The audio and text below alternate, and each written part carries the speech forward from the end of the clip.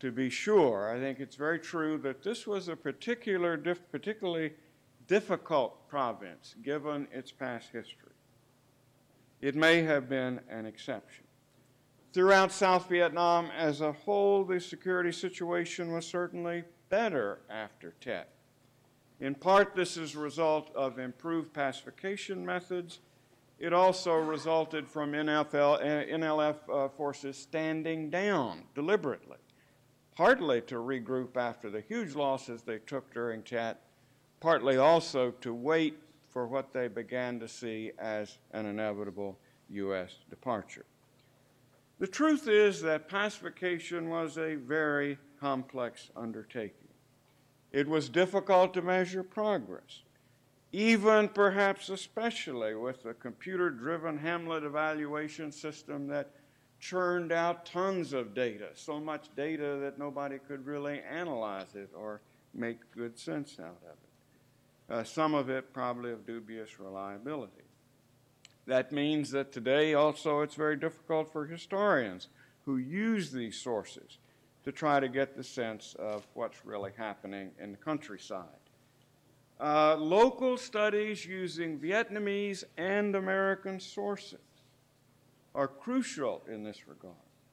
And the number of studies, relatively small number of studies we have now paint a very complex picture of exhausted peasants oppressed and exploited by both sides, torn by their conflicting visions, one offered by the NLF, one by Saigon, loyal to neither, often driven into the cities, trying to somehow recast or reshape lives that had literally been turned upside down by 30-some odd years of war.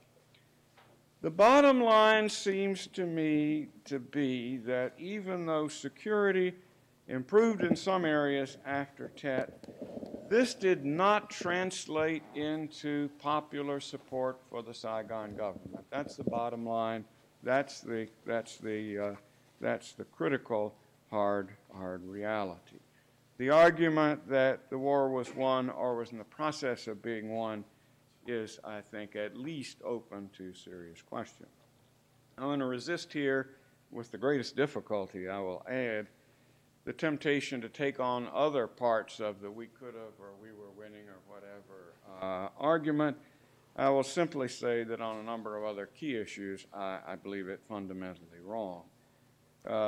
Those who cite successful programs to demonstrate presumably that success is possible in Vietnam may be misleading as much as guiding us.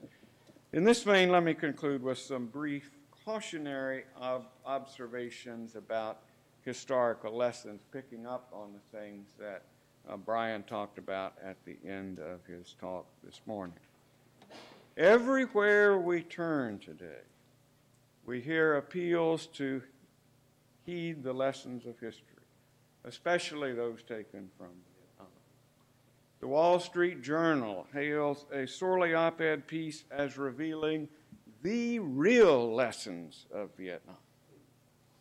In the New York Daily News, two academic friends of mine appealed to President Obama to learn the lessons of Vietnam from JFK, not from LBJ. In other words, look at the Kennedy experience, so forth and so on.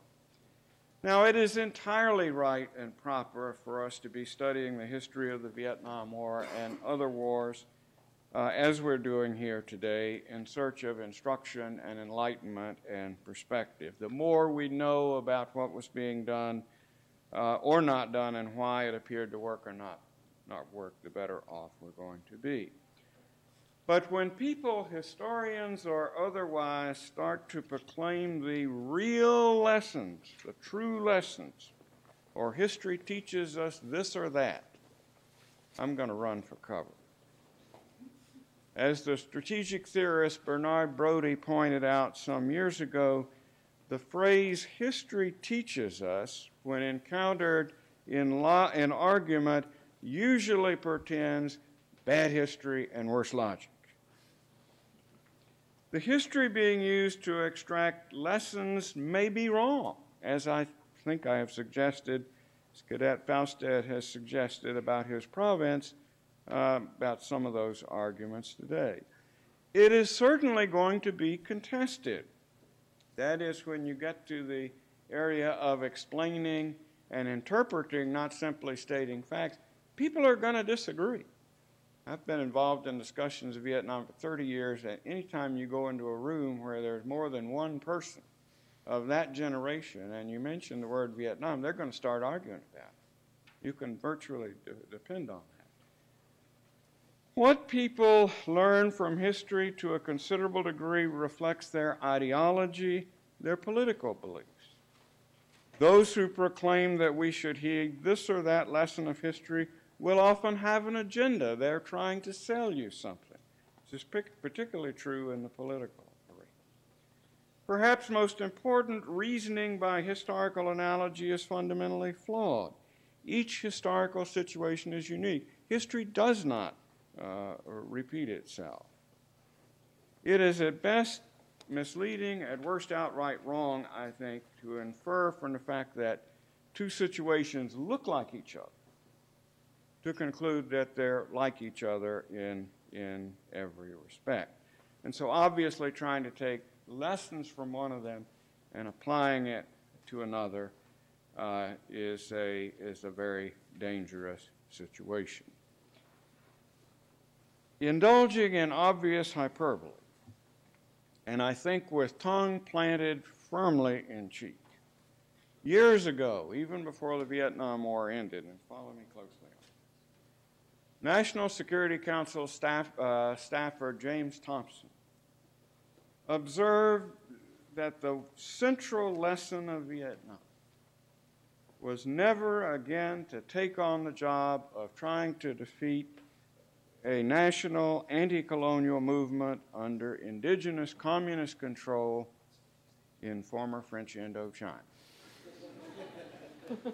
A lesson he quickly and redundantly added of less than universal relevance. I mean, obviously this is overstatement, but there is, I think, an essential and important truth to it.